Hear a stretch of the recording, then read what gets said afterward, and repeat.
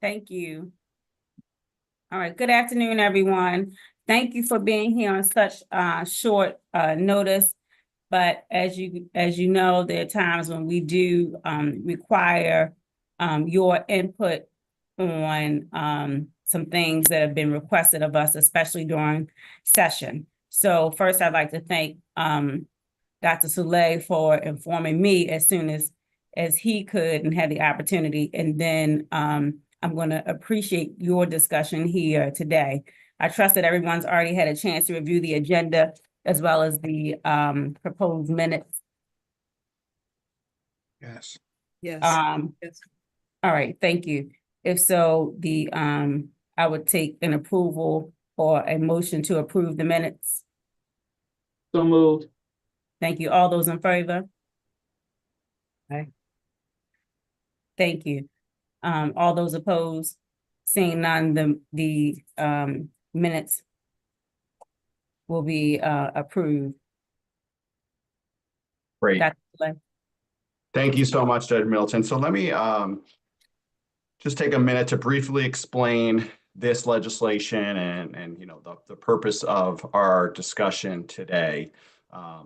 Hopefully this will be a brief meeting. It's solely dedicated to discussing House Bill 1423. As I think probably most of you know, since we just had a similar meeting in January, the Sentencing Commission has a policy for responding to any legislation that directly affects sentencing guidelines or the sentencing commission's operation. And so this legislation does impact the Sentencing Commission's operations. And so that is why we scheduled this meeting. There is a hearing scheduled for this bill in the House Judiciary Committee on March 6th. So our goal today is to discuss whether we want to take any specific action to support or oppose or no position on this legislation. So we would have time to submit testimony if needed. So in summary, House Bill 1423 establishes a new commission to review and assess racial disparities in the state's criminal justice system. The commission membership, this new commission membership, would include 13 members in total and would add my position, the executive director, or my designee, as one of the 13 members of this new commission. And starting at section F on line 18 of page 2 of the bill, the commission is mandated with an extensive list of tasks, starting with the responsibility to study and make recommendations on the disparate treatment of African Americans, Hispanic, and other non-white individuals in the state's criminal justice system.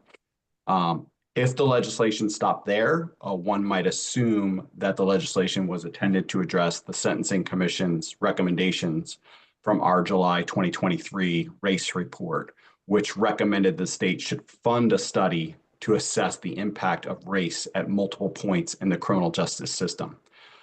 This type of study in and of itself would be a significant task. It would require data collection and complex analyses from multiple sources of data, such as police and arrest data, prosecution data, court pretrial services data, pretrial diversion data, statewide sentencing data, and corrections data. But House Bill 1423 is even more ambitious. It includes multiple other studies to address, including looking at mandatory minimum charging practices, the broadly stated need and alternative methods available to improve any racial disparities and lack of transparency in the state's criminal justice system, improvements available to the systemic structures for race-neutral risk and needs assessments diversion, sentencing alternatives, rehabilitative sentencing, and reduction of recidivism. The possibility of amending the Maryland sentencing guidelines with respect to the offender score, and I'll come back to that one in more detail in a second. The possibility of using the resources of Department of Public Safety to conduct pretrial and pre-sentence risk of and needs assessments, potential to increase judicial discretion to allow judges to consider additional factors, the possibility of modifying or abolishing the felony murder doctrine, the design and expansion of programs intended to reduce state prison populations, and finally, data collection methods for the ongoing monitoring of racial disparities at each stage of the state's criminal justice system. So in sum, House Bill 1423 mandates the need to study what I counted up were 10 separate issues, several of which are outside of the scope of the Sentencing Commission's work. So any one of these issues would be a significant endeavor by itself. Further, each of the 10 issues, other than the guidelines offender score study, which the Sentencing Commission has already initiated on its own, will require substantial data collection. And it's important to note that the overwhelming majority will require data that are not currently available on any statewide basis. So a substantial amount of work would be required to collect the relevant data, and in some instances, it would require the need to work with 24 different jurisdictions for each data point. In the case of the felony murder, an analysis would require manually reviewing all first-degree murder convictions on a case-by-case basis to attempt to decipher which met the elements of felony murder. Additionally, House Bill 1423 requires the staff to facilitate at least 4 public hearings. To summarize, House Bill 1423 requires all of this to be completed and a report to be submitted by September 1, 2026. So roughly in a 14-month period if legislation were to take effect on July 1, 2025. The proposed legislation would have a substantial operational and fiscal impact on the Sentencing Commission, as it would require the Sentencing Commission to staff this newly created commission that is charged with multiple complex initiatives that I just laid out. To our knowledge, there are no other instances in which staff of an existing commission or task force has been mandated to staff another newly created commission or task force. The Sentencing Commission, does not have the existing infrastructure and resources to meet the substantial additional requirements created by House Bill 1423. The staff will need to prepare a fiscal and operational impact statement regarding the impact of this legislation. And we estimate at a minimum it would require adding 4 to 5 staff, basically doubling the size of our staff. The staff will work on this impact statement, and we need to submit that prior to March 6th hearing date. But I want to emphasize that there is absolutely no guarantee that any funding would be provided if the legislation should pass. Now, after there is an update that I need to provide, after I communicated with Judge Middleton and we set up this meeting for this commission to discuss, I was able to meet with Delegate Bartlett from our commission and also the sponsor of House Bill 1423, Delegate Crutchfield. And I greatly appreciate Delegate Bartlett's help to facilitate this meeting. During that discussion, I relayed my concerns about the limited resources of the Sentencing Commission and how 1423 goes beyond the scope of the commission's work. Delegate Crutchfield indicated that she understood the concerns, and she indicated that she would be willing to offer an amendment to strike the Sentencing Commission as staff for the new commission. I further suggested striking the language on page 3, lines 4 through 6, that provide for the possibility of amending the Maryland sentencing guidelines with respect to the offender score. And I noted to Delegate Crutchfield that I thought that language should be removed because the commission already recommended this action for itself in our 2023 race report. And as you all know, the commission approved a study proposal to assess the guidelines offender score, and we plan to start those analyses this year. So Delegate Crutchfield was very receptive and understood that, and she also agreed that it would be appropriate to amend the legislation to strike that particular component because it really would be duplicative. And I also shared that I thought, the Sentencing Commission was the more appropriate entity to complete such a study that specifically is analyzing a component of the sentencing guidelines.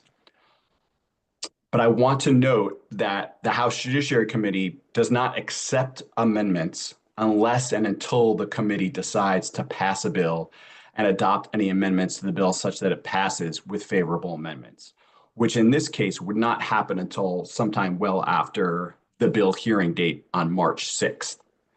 Accordingly, it is a staff recommendation that this commission should submit written testimony labeled oppose unless amended in advance of the March 6, 2025 hearing date. And I spoke with the House Judiciary Committee staff who indicated that that was certainly a a reasonable way to go about it to submit opposition unless amended. Because again, we would not officially have any amendments. We wouldn't be able to speak to amendments that don't yet exist. So I think it would be appropriate for us to comment on the legislation as originally adopted. That testimony might specify that the Sentencing Commission supports the concept of studying disparities in the criminal justice system, but opposes the proposed process to do so. And to emphasize again that we have limited resources and don't have the ability to complete many of these assigned tasks, which are outside of the scope of the Sentencing Commission's work. Additionally, the testimony maybe would add that the commission recommends striking the specific language to complete an assessment. I mean, I think we can acknowledge that we had a discussion with the delegate and that there were proposed amendments to strike the commission as staff and to strike the requirement to study the sentencing guidelines offender score, because again, the commission would be the more appropriate entity to study that sentencing guidelines related component. So that concludes my review, and I will turn it over to Judge Middleton to facilitate discussion.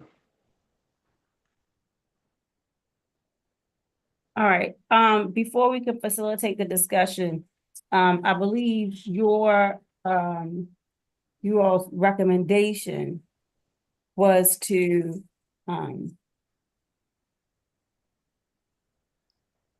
submit written testimony, basically saying that this commission opposes unless amended House Bill 1423. Correct. Okay. Is that a motion? So I can open the discussion. I'll make the motion. Anybody second? Judge Shaw.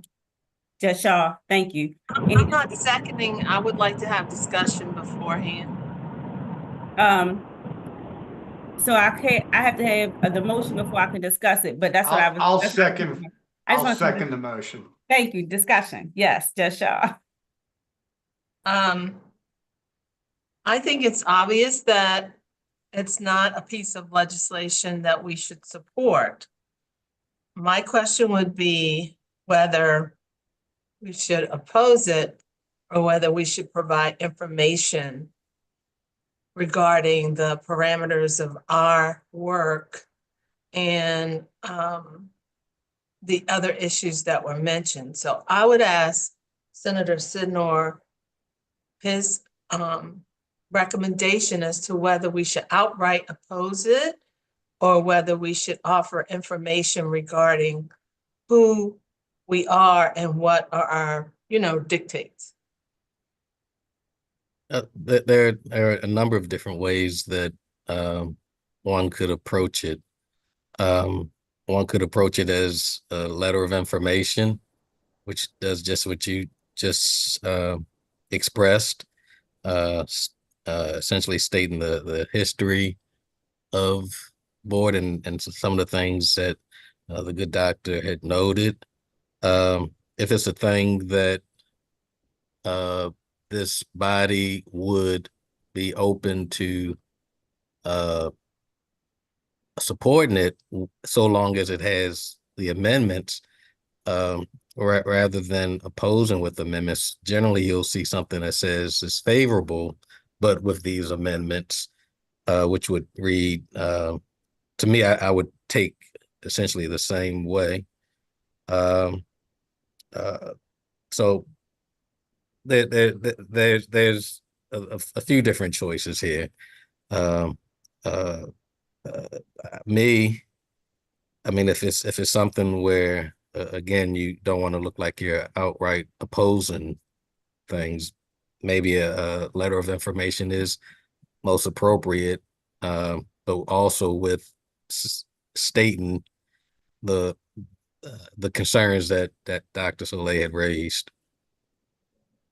So Senator West, could you tell us maybe what your thoughts would be as well about whether we should oppose or do a letter of information? Yeah, in my experience, letters of information don't frequently suggest amendments. It's normally favorable with amendments, That's the normal formulation. But And this would be opposed with, except for amendments. right. Well, it's the flip side's the same coin. Either we favor it with amendments or we oppose it unless they're the amendments. But I think it results in the same thing. Judge Middleton, Yes. it's Delegate Bartlett. Thanks for recognizing me. I'm sorry, I'm on my phone and not, so I can't do the hand feature because I'm not on Zoom. But I agree with my colleagues. I would also state that I think it would probably, I think the less adverse way, since we have talked to the sponsor, would be favorable with an amendment. And it's important because while Dr. Soleil, I understand what the staff member told you. However, I take a little exception with the way they worded it. Keep in mind that every bill is just words on a piece of paper until the committee adopts it. Every amendment are just words on a piece of paper until the committee adopts it. So when the way we work in judiciary is, if an amendment, the amendment would be offered usually at the time of the bill hearing. And so at that time, it would be a sponsor amendment. And we take those pretty favorably because it's the sponsor saying, I want to amend my own bill. Right. If it were coming from someone else, we might look at it differently. So we take those seriously, but keep in mind that anything that comes to the committee is under the ownership of the committee, and the committee can do what they want to. So I agree with the staff member in that regard, but I wouldn't say that the amendment is not part, it's going to be part of the record when she introduces it during the hearing. So I think favorable with amendment would be quite appropriate. And given the fact that it will be heard in judiciary, so you've got judiciary folks on here and you've got JPR folks on here, so that we also tend to ask questions so that they can become part of the record. So for instance, let's just say if for some reason Delegate Crutchfield may be in drafting or something, the amendment wasn't ready, and she referred to it, and if the committee still looks confused, we could get a full, we can encourage the full explanation of what the amendment is, so that it is part of the record. So thanks for listening, but I would suggest favorable with an amendment, and that way, given the fact that you have talked to her, given the fact that she said she would do it, she's a very honest and trustworthy person, and I believe she will do it, and I will follow up with her as well. It can be offered in the hearing, and then in our favorable with amendment, we would outline what we want the amendment to do. Thank you. I don't disagree with anything that the vice chair said. Yeah, that makes sense. That does make sense. I Thank understand. you. Thank you. Is there anyone else? Any other discussion? Sure. Go ahead. Well, on behalf of, since I'm the representative of the Maryland States Attorneys Association, I would share some of the concerns that Dr. Soleil has mentioned in terms of data collection for the commission. Likewise, data collection, this is going to require Maryland States Attorney's offices to generate data for the commission to study that they do not currently have. As Senator Sidnor knows, unfortunately, many of the state's attorney's offices throughout the state do not currently have case management systems, and therefore cannot generate data just by punching a button. Even the offices that do have case management systems, such as my own, the types of data that is requested by these studies is not readily available, and we don't have the staff, and we certainly don't have the funding. We're funded by the county, not by the state. So when a new obligation is imposed upon my office and the other offices in the state, The funding is just not there. So this is going to require a great deal of manpower and effort and money that we don't have. That's all I have. Thank you. Thank you. Is there anyone else? Judge Middleton, I have one more thing, if I may. Sure, of course, yes. Thank you. I would also mention that I think we, obviously we still have to speak to the fiscal note. And as Dr. Soleil mentioned, I think, that extra manpower or woman power should be included. I would suggest, if this is the appropriate time, a friendly amendment to the motion, to amend it to a motion, to move that we file favorable with amendment.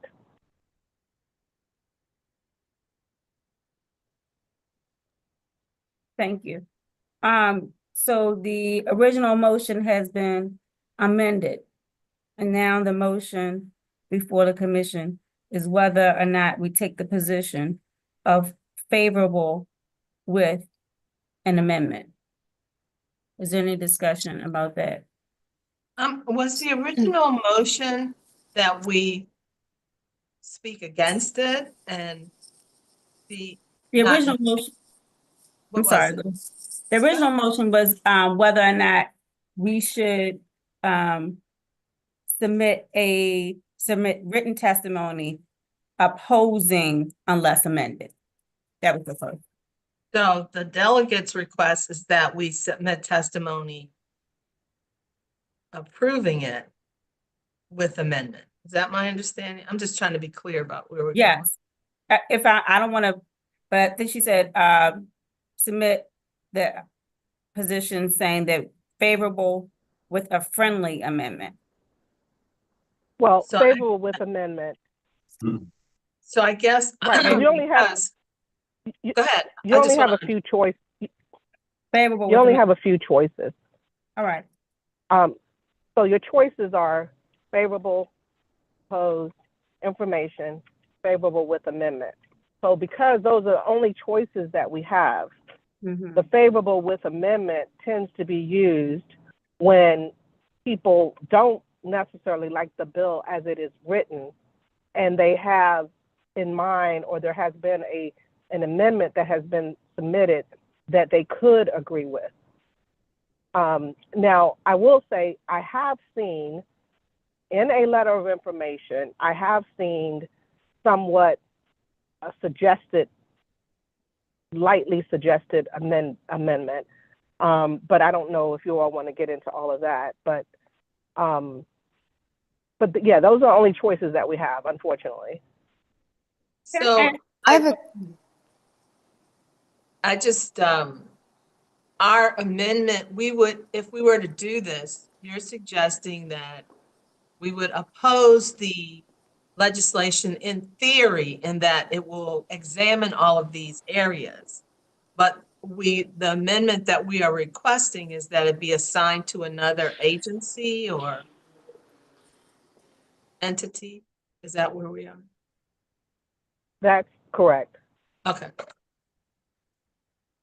And I do May think I just someone else add, wanted to just speak. clarify, sorry, and I Go ahead. apologize so much. I didn't want, so the specific amendment that has been proposed is that it would strike the Sentencing Commission as staff.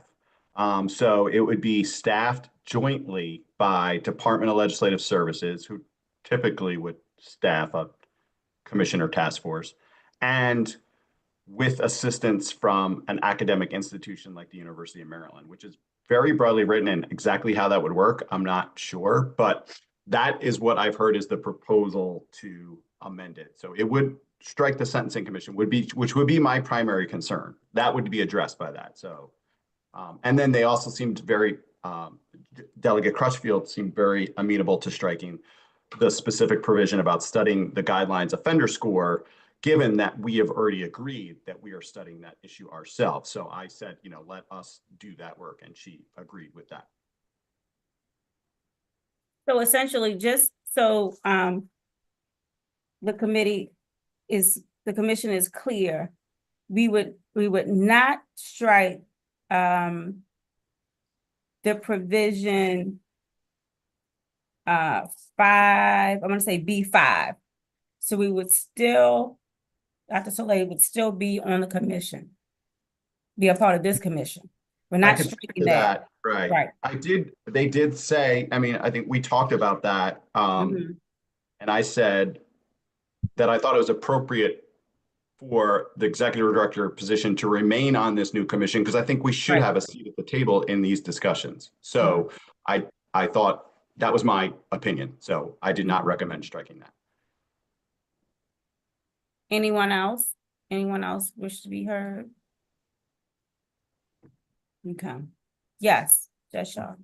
Hate to be, I'm just trying to really gain an understanding. Sure. So if we were to speak in favor of it with an amendment, Mhm. what we're speaking in favor of is beyond the purview of the Sentencing Commission. Is that appropriate for us to do? I think we all agree that this is a great study and this is something that should be done. Mhm. The question is whether the Sentencing Commission is an entity which should be speaking on behalf of this. And can I say, does anybody else I'm want to? just asking the I'm gonna question. speak last, but if anyone else has a position on it. So it's my understanding that generally if it does involve sentencing, and if the commission is studying sentencing, and in this case, they want to review and assess racial disparities in the criminal justice system, since we do look at a portion of the criminal justice system, then we generally would support the legislation. What we do oppose is the scope of our involvement in it. And I know you understand that already, but namely based on what we can contribute, and the burden it would have on the commission staff. So generally, if it's something involving the criminal justice system and a part that we already play in it, we would support the legislation, but narrow our scope of contribution to this commission simply because it is beyond our scope. But if we took a negative position, I do like and appreciate the recommendation of saying favorable with an amendment, because we don't oppose the composition or forming a commission to study it. We just oppose the scope of what they're asking us to do based on our current personnel needs and budget and all of that. And we could specify that in our testimony, right? We could say we support the concept of studying disparities at multiple points in the criminal justice system, but we're recommending amendments to strike the commission's detailed involvement in that as proposed, right? We're striking the commission staff, this new commission, sorry, the sentencing commission staff, this new commission, because we don't have anywhere close to the resources to do so. And it is like well beyond the scope of our routine work. But would that be, I know that wasn't very well worded, but I could work on wording it better. And I just have one more thing, just really quick. In F on page 2, where it says the commission shall study and make recommendations on, and then it begins to list the areas of study and recommendations. That commission, I don't know the legislative intent, but that commission is the broader commission.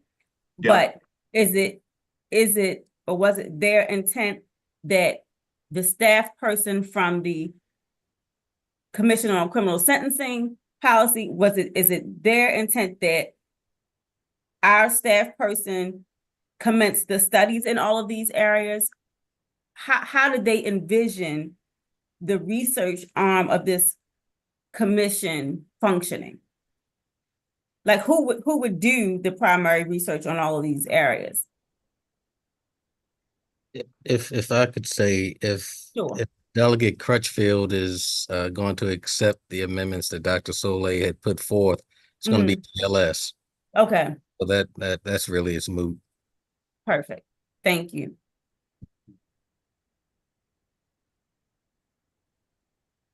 I saw two hands raised.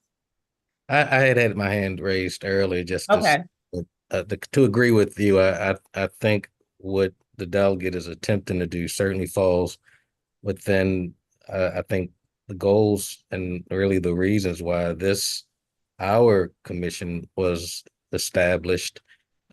So I too would support the motion or testimony that says it's favorable with the aforementioned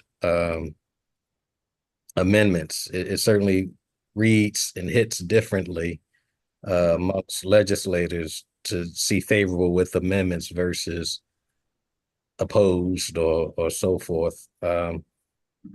But again, just to say, I mean, if everyone on this committee, if we all don't see it that way and we see it outside of the scope, then the information is probably the other way to go. But I think it falls within our scope and would again support the favorable with amendment.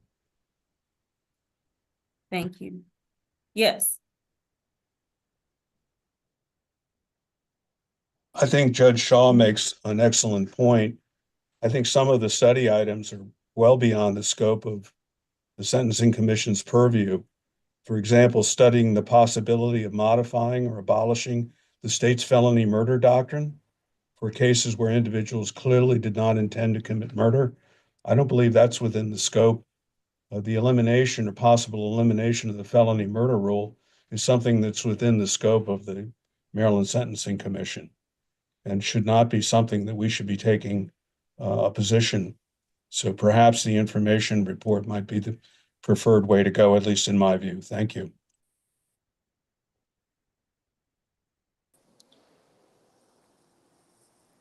If Anyone else?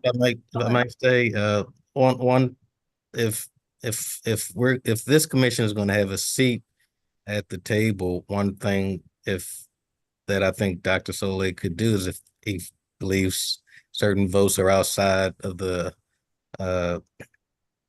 this commission's authority, he could always simply not vote and abstain from those particular votes. But I wouldn't want him not to be a part because it may be a few things that are outside of the scope of the committee. So there's certainly ways of addressing that. I agree with that. I agree with that as well. Anyone else? Okay, all right. No further discussion? All right. It's been moved and properly seconded that we provide written testimonies stating that we are in favor of the bill with amendments. All those in favor? Aye. Aye. Raise your hands. I'll just, because I can't. I'm not keeping up. All right, thank you. All those opposed? I saw Mr. Harvey. Was there anyone else in opposition? Because there are a couple people I can't see visually. If you could I'll vote speak. with Mr. Harvey. Okay, Mr. Schur and Mr. Harvey. Okay, but the motion does carry. Okay. Is there any old business? Any old business? Just Shaw?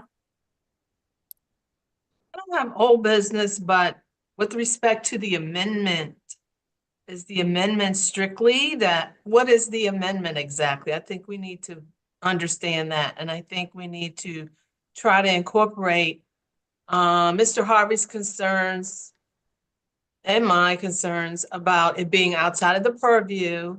But to the extent that it's important to Maryland that we support the bill. It's important to all Marylanders. And so I'd just like to know what the amendments are that we're saying we're including, that's all. Well, I will address what I thought I heard first, and then it could be whatever else we think is appropriate. The two amendments would be, first, to strike the Sentencing Commission of staff, and instead it would be staffed by legislative services with the assistance of an academic institution like the University of Maryland. That's Amendment 1.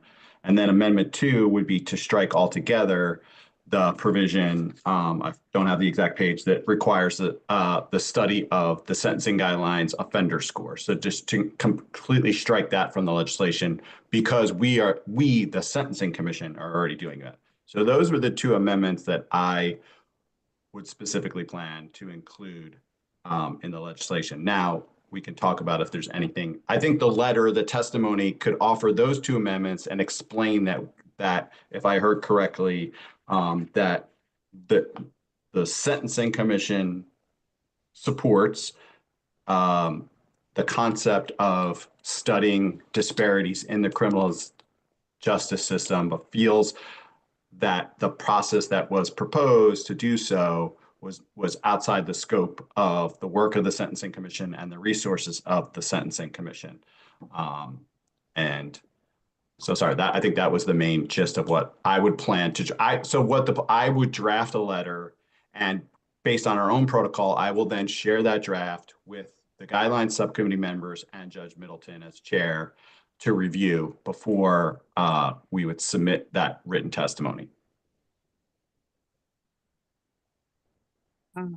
I do have one thing, because I don't want this to come through in an email and it be misinterpreted. As far as the list of 10 categories to be studied. Right. I of course don't believe that all of these areas fall directly under our purview. But I would note that there will be several other members appointed to this commission. And as in any other commission, when an area is not within your expertise, you listen, but you nonetheless can contribute to the discussion.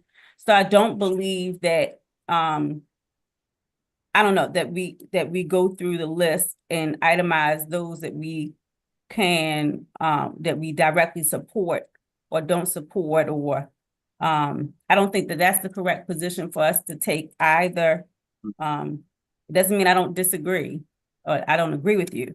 I just, in terms of what we actually can study, there's a number of things we probably can't study on this list. But I think that we would be but one representative. Right. And so we treat that as we would any other commission when we're but one voice.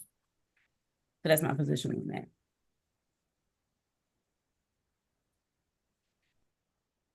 Is there anything else? Is there any new business? New business? All right. Well, thank you so much. You all like the best clutch time team ever. But thank you so much for lending your time, your lunchtime to this discussion. I appreciate it as always, and we'll look forward to Dr. Souley's email. Thank you all. Have a great day. Thank you. Take care, everyone. Thank you. Thank you. Everyone Bye-bye. have a good day. Thank you. Thank you, you too. Thank you, Judge Middleton. Appreciate your time.